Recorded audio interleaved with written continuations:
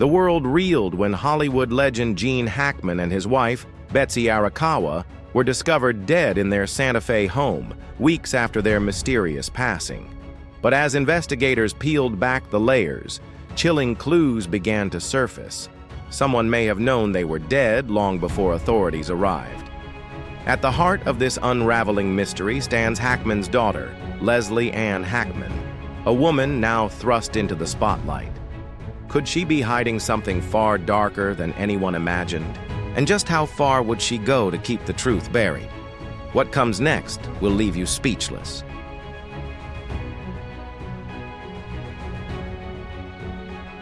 The death that shook Hollywood to its core. The house was unnervingly still.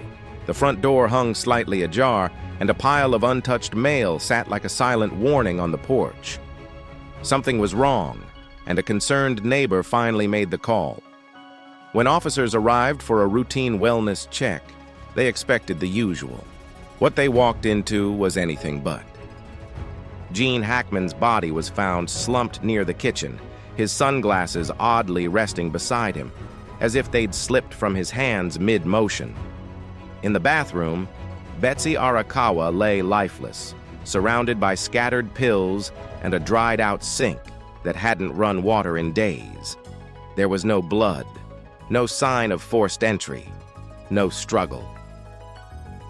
2 dogs roamed freely through the house, alive and alert, yet one lay dead in its crate. The air inside was stale, thick with stillness. Decay had already begun its quiet work. The bodies weren't fresh. Skin clung tightly to bone. Decomposition had slowed, crossing into mummification. Gene and Betsy had been dead for weeks. Food was rotting on the counter, untouched. It was as if time had frozen in that house, and no one had noticed until now.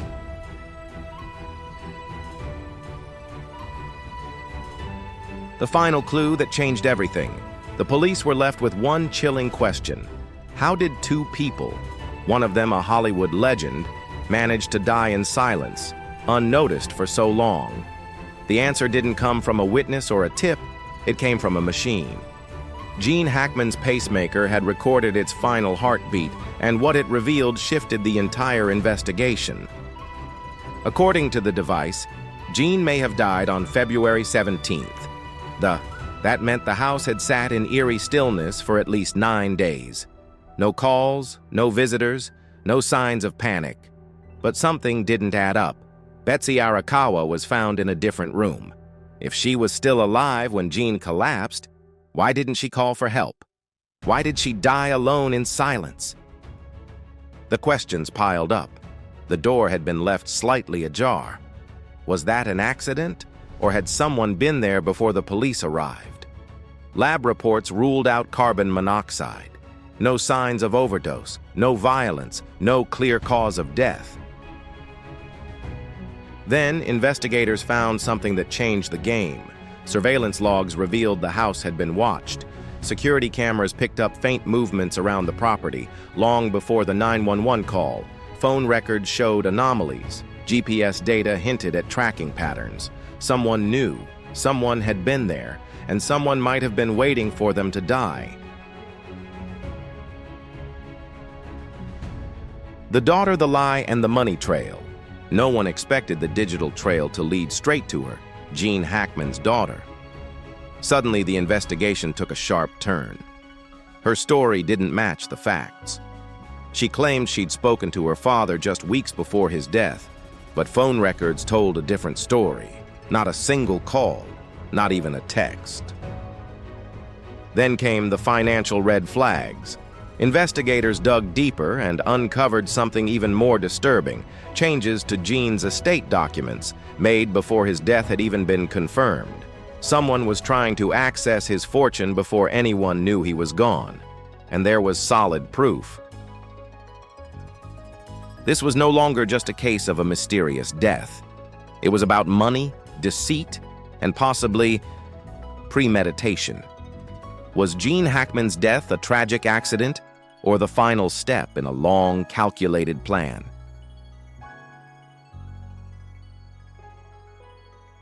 The 24-hour monitoring window, a timeline of death.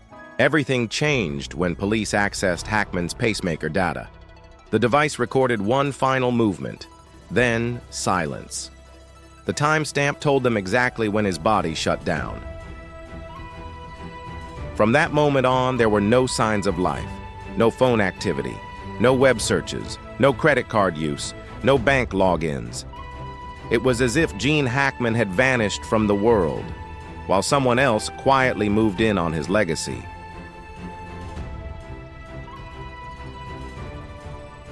The shadows outside the house. Then came the next chilling discovery. Surveillance footage from a neighbor's security camera revealed shadowy figures lingering near Gene Hackman's home. A figure appeared near the door's shade. A car was parked on the street, left there for hours without moving. Inside, motion sensors picked up activity at strange intervals, but strangely, the front door was never opened. Someone had been watching, someone had been moving, but where were they hiding? When police reviewed Hackman's home security logs, they found something unsettling. The doorbell had been manually turned off and on several times before his death. No signs of forced entry, no emergency calls. But the quiet routine of Hackman's life, his daily dog walks, checking the mail, paying bills, had suddenly stopped. Digging deeper, detectives uncovered his final digital footprints, his last typed words, his last web search, his final phone call.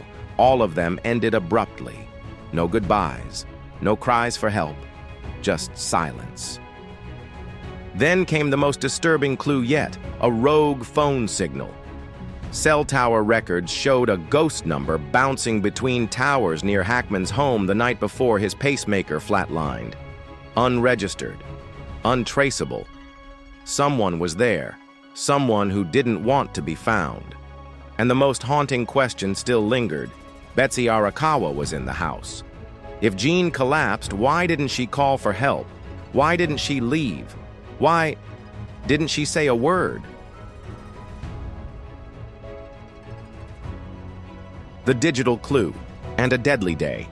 On February 16th, though, there was only one tiny blip in Betsy Arakawa's bank records. A single, insignificant transaction. At first glance, it meant nothing.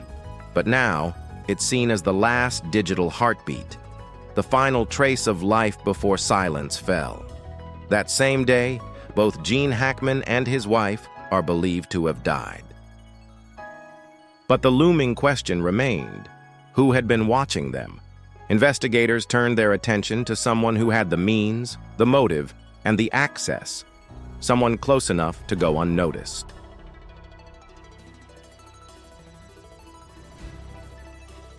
The daughter's shadow. Leslie Ann Hackman wasn't a suspect at first. She was the grieving daughter far from the scene, but the timeline was off. Surveillance footage, pacemaker data, digital forensics. Something wasn't right, and the cracks in her story started to show. She told police she'd spoken to her father just weeks before he passed, that everything had seemed normal. But when detectives checked the phone logs, there were no calls, no texts, no video chats. In fact, the last confirmed communication between her and her father was much older than she claimed. Her version of events was falling apart. Then came the bombshell, financial records. Investigators expected routine activity. Instead, they found traces of inheritance inquiries, before Hackman was officially declared dead. She had already started talking about her father's estate at a time when the public and even close friends still believed he was alive. Legal questions were raised. Motive was taking shape. Suddenly, Leslie Ann wasn't just a daughter in mourning. She was at the center of a chilling mystery. What was she hiding? And how far had she gone to get what she wanted?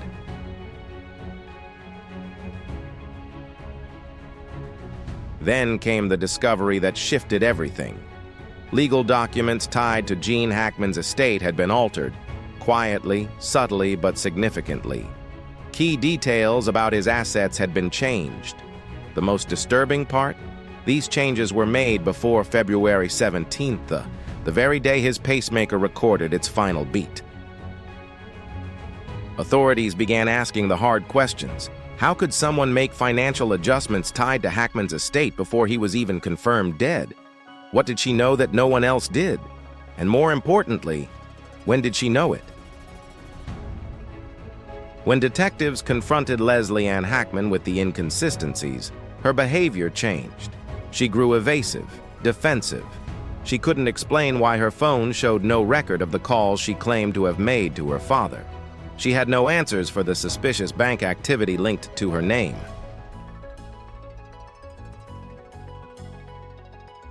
And then another bombshell dropped.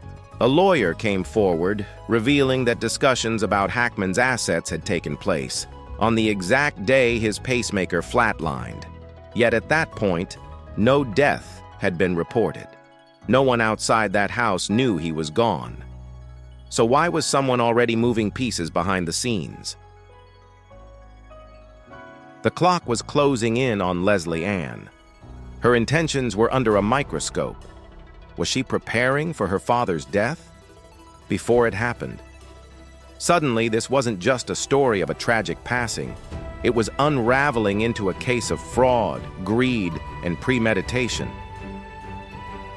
The deeper investigators dug, the tighter the circle became. The contradictions, the money, the legal maneuvers. Every piece pointed toward something far more sinister than an accident.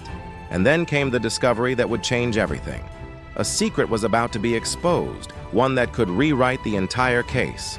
And once it was out, there would be no turning back.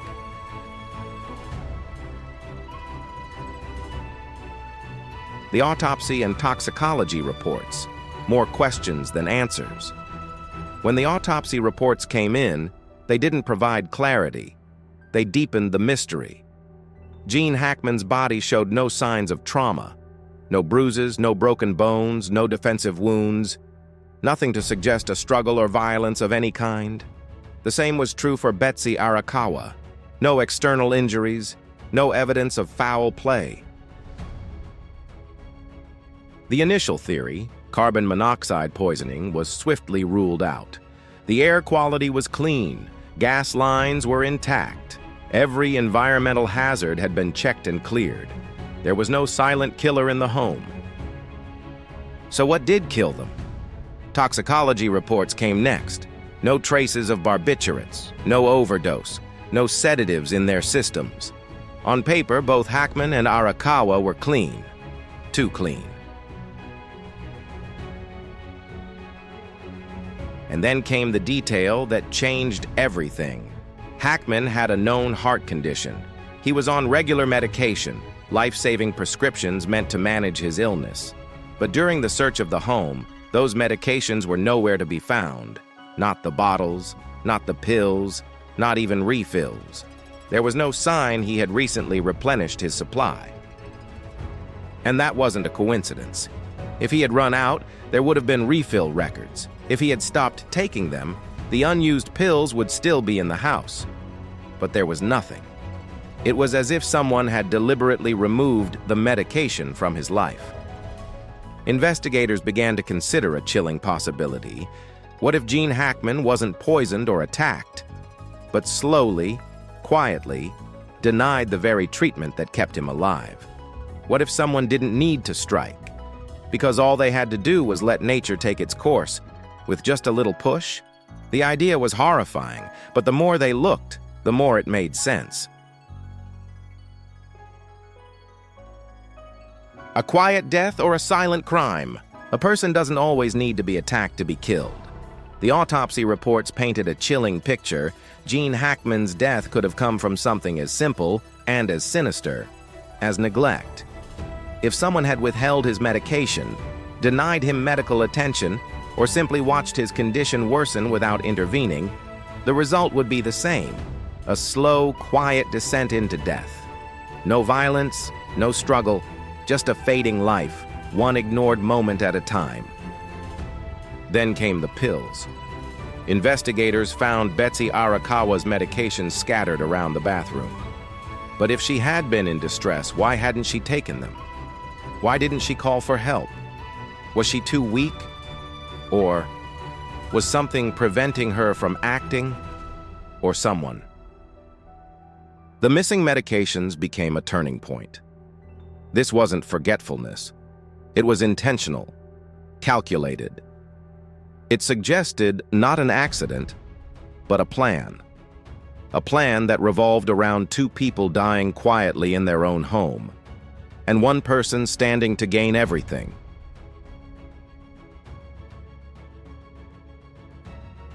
The estate battle and legal drama. Almost immediately, the chaos began. Gene Hackman's estate, worth millions and built over a legendary Hollywood career, became the center of a brewing legal war. Before his death was even publicly announced, investigators uncovered signs of suspicious activity involving his assets. Then came the real shock, his will. When authorities reviewed the document, they found inconsistencies, missing pages, critical sections altered.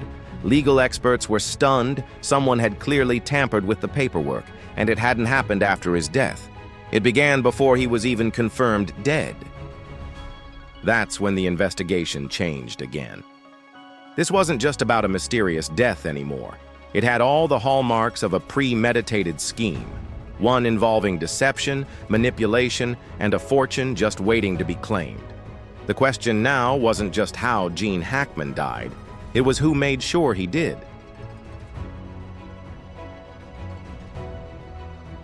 The paper trail that couldn't be denied. There was no escaping the timeline. As investigators followed the trail of documents and digital records, one name kept appearing: Leslie Ann Hackman. Long before Gene Hackman's body was discovered, she had already been asking questions about his fortune. Her own legal team eventually admitted it. Yes, Leslie had tried to alter key estate documents. The problem?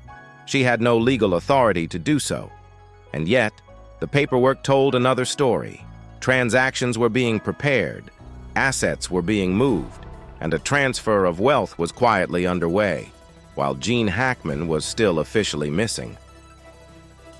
Police pieced it together. The will had been reviewed, edited, and sent to an attorney for approval before any confirmation of death. There was no ambiguity anymore. Leslie Ann was involved. But the question was she simply being proactive, or had she known her father was already dead? Legal experts couldn't agree. Some argued she was maneuvering for a larger share of the inheritance. Others saw something darker, a calculated act of full-scale fraud. If Leslie Ann was planning for her father's death before it happened, what else had she planned? The legal storm intensified. The missing pages, the questionable finances, the timing of her inheritance claims. One revelation after another surfaced, each more damning than the last. Prosecutors began building a case, not just about estate rights, but about manipulation, deceit, and the cold pursuit of wealth. As the courtroom doors opened and the battle over Gene Hackman's legacy began, Leslie Ann Hackman was no longer seen as the grieving daughter. She was now the center of a scandal, and about to face a verdict she never saw coming.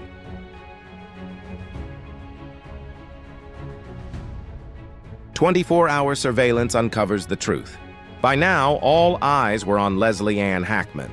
Her involvement in the estate battle had raised too many red flags, and investigators needed answers.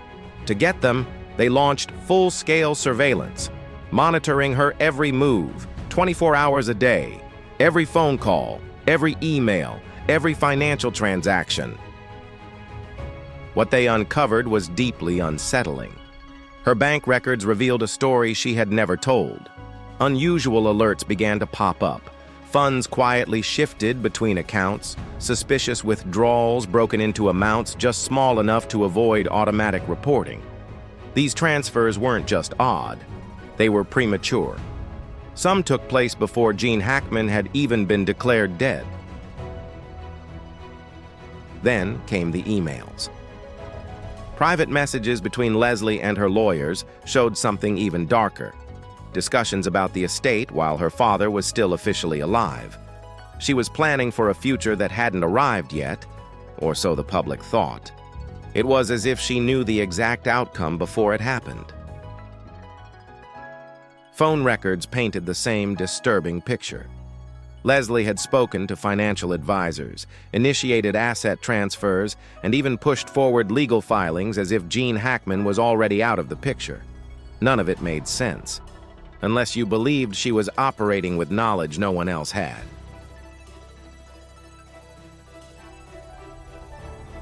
But the final blow came from a forensic audit. Investigators discovered massive transfers into private and offshore accounts. Quiet, calculated, hidden beneath layers of deception. These weren't the actions of a grieving daughter settling a loved one's affairs. These were the moves of someone executing a long-prepared financial operation. At this point, the theory of coincidence collapsed. The surveillance, the emails, the banking activity, they all told the same story. This wasn't accidental. This wasn't careless. It was deliberate. A cold, strategic plan to take control of Gene Hackman's fortune before the world even knew he was gone. And now, the truth was no longer a question. It was a case of premeditated greed, and Leslie Ann Hackman was at the center of it.